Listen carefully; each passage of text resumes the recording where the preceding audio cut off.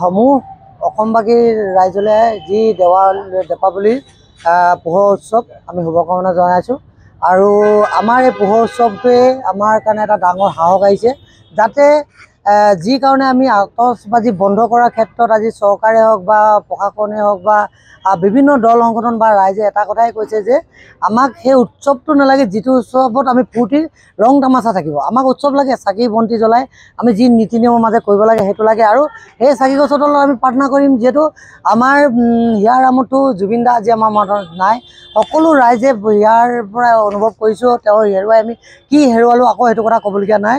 আৰু তেওঁৰ মৃত্যুৰ লগত আজি আমি এটা কথা কৈ আহিছোঁ যে জুবিন দাক মৃত্যুৰ লগত যোন জড়িত সেই নৰপিশাচকেইটাক অতি সোনকালে আমি শাস্তি প্ৰদান, কঠোৰ বা কঠোৰ শাস্তি প্ৰদানৰ দাবী তুলি আহিছোঁ। আজি ছ'চিয়েল মিডিয়াত আমি জাষ্টিছ ফৰ জুবিন গাৰ্গ লিখি আছোঁ। আমি সকলো সময়তে ৰাতি হোৱা নাই, তেওঁ যিদিনাই ঢুকাইছে আজি এমাহ এদিন হৈছে, আমি একেটাই বাক্য লিখিছোঁ জাষ্টিছ ফৰ জুবিন গাৰ্গ। আৰু আমি ৰাজপথলৈ ইতিমধ্যে মানুহ ওলাই আহিছে আৰু চবেই শান্তিপূৰ্ণভাৱে ন্যায় বিচাৰিছে, যাতে জুবিন গাৰ্গক যোনে হত্যা কৰিছে হত্যাকাৰী ইতিমধ্যে ৰাইজে প্ৰমাণ কৰিছে।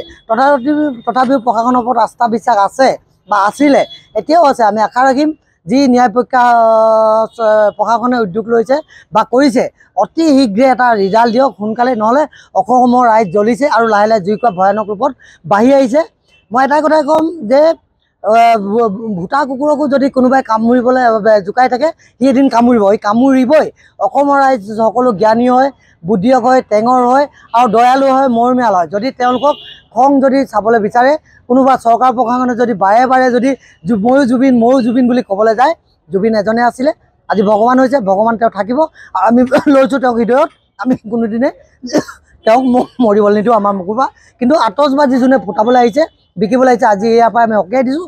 কোনো কাৰণত আতচবাজি দোকান মৰাণত নহ'ব, অসমতো নহ'ব। নিজৰ অন্তৰৰ পৰা ভাবক গতিকে আমি কি হেৰালোঁ। আমি চাকি গছ জ্বলাওঁ, এই কলপুলি দিওঁ, এইখিনি আমি পৰম্পৰা কৰোঁ।